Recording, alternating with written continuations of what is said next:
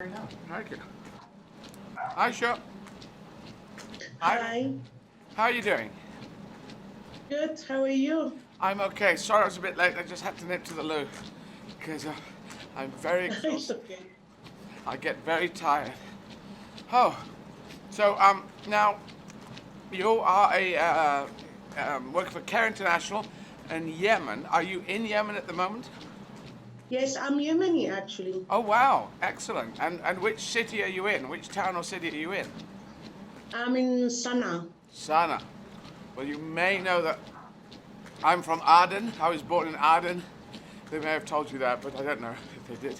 Yes, and I'm actually originally from Eden. I was born in Eden, Oh wow. but I lived, yeah. This is why I found it interesting to have the interview with you. Yeah. Now, do you call it Aden or Aden? Because I thought it's Aden in Arabic. In Arabic, it's completely يعني Aden, like this, very strong Yeah. Aden. Aden. But Aden. yes, yeah.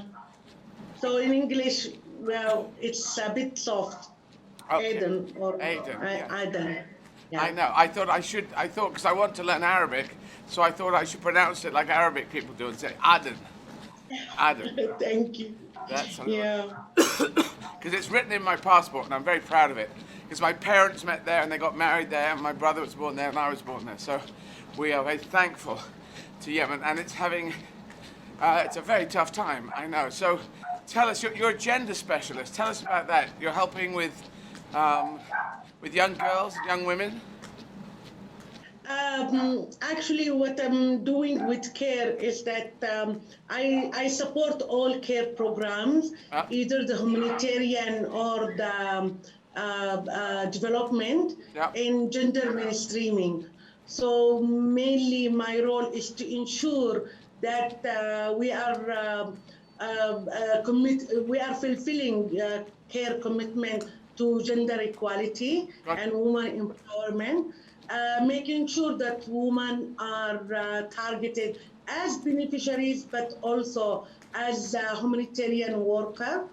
And with the woman economic empowerment, and we also do supporting women political participation within the peace process through our program Women, Peace and Security.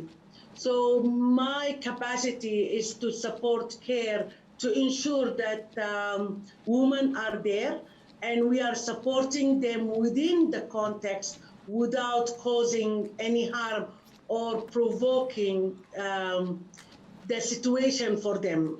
I understand. Um, and how the situation in Yemen at the moment is very tough with COVID. Is that adding extra problems? I assume it is.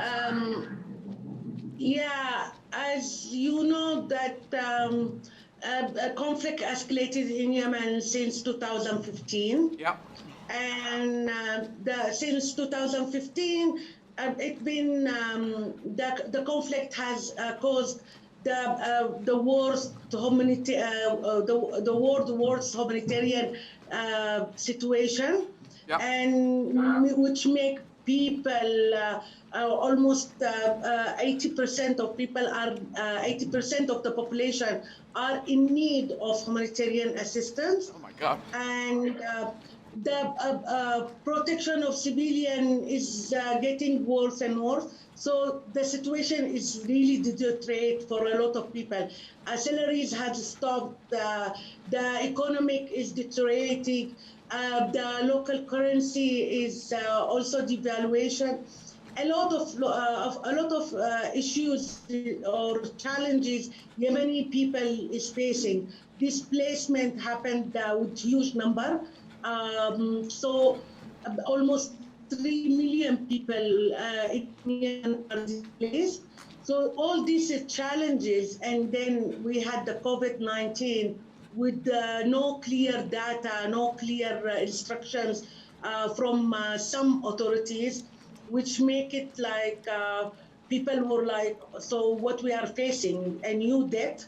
Every day we are facing debt. So the situation is scary, but people are just dealing it as a new challenge that we are facing every day. Yes, I know. I'm so sorry because it's the land of my birth. I'm very sorry that this is happening. And your story is amazing. So you have a master's degree in international development from Bradford University. Yes. So how did that happen? When did you go to United Kingdom, the UK? When did you come over? I did my master in 2003, 2004, and I was a Chevening alumni, which is a scholarship from the foreign ministry, UK foreign ministry, Right. and managed by the British Council. Right. So people usually apply, and who succeed go and get covered for the whole year, and I was lucky to get it.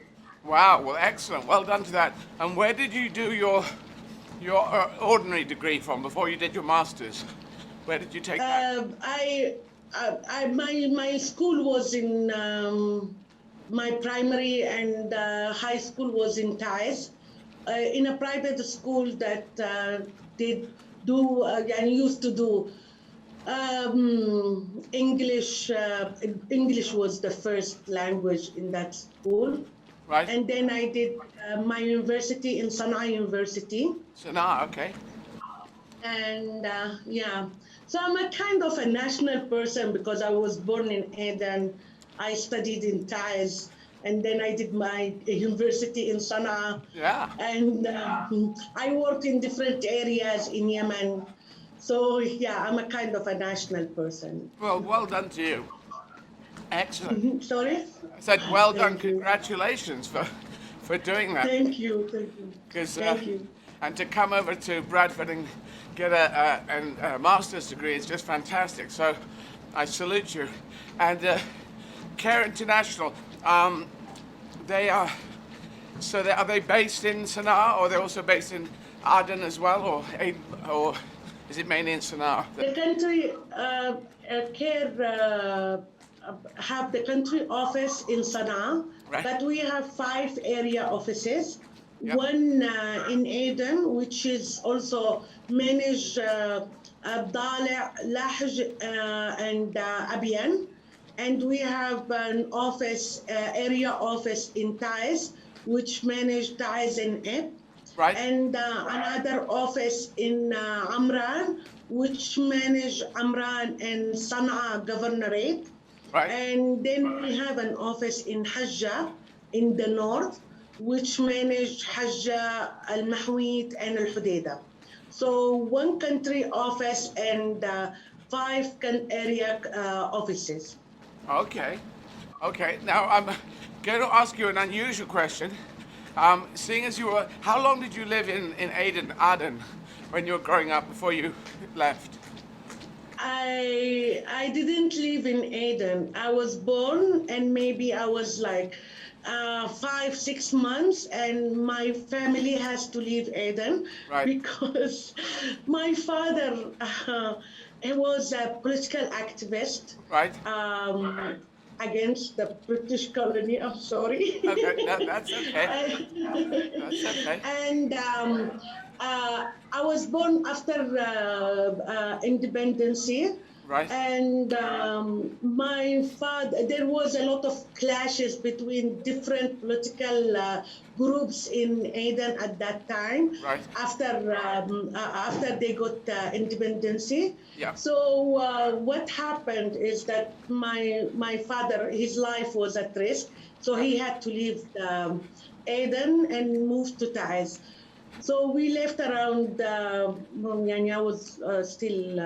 was still baby at that time. So I didn't live in Aden specifically. All right. But my mother, God bless her soul,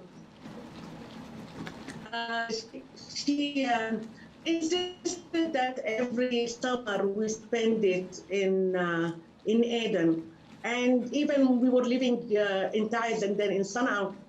My parents, they kept all the the tradition and culture of Aden. All So right. when I speak Yemeni, anyone will notice that I'm from Aden immediately. Gotcha, gotcha. I understand. No, because I think I was born in Alberika.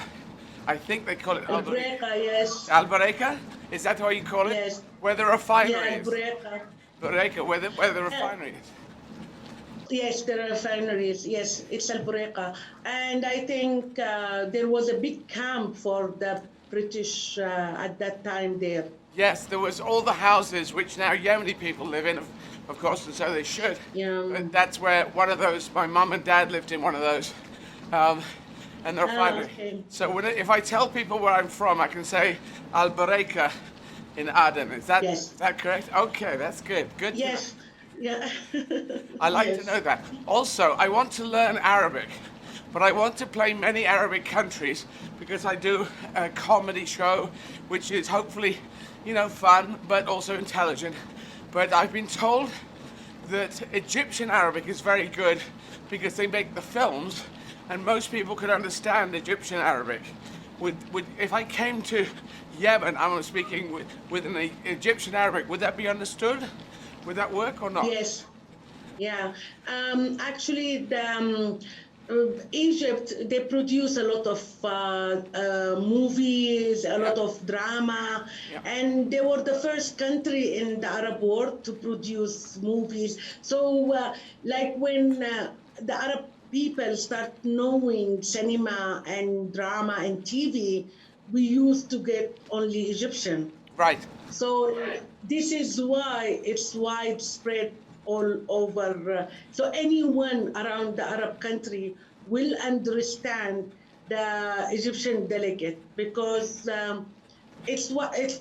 We watch TV, theater, drama, Yeah. and it's with the Egyptian delegate, so everyone know it. Yes, that dialect. Yes.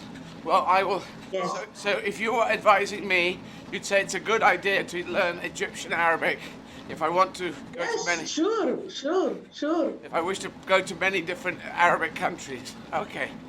Okay. And I hope one day you will come and visit Eden. Oh yes, I did. I was there in 2008 with my father and my brother. We came back.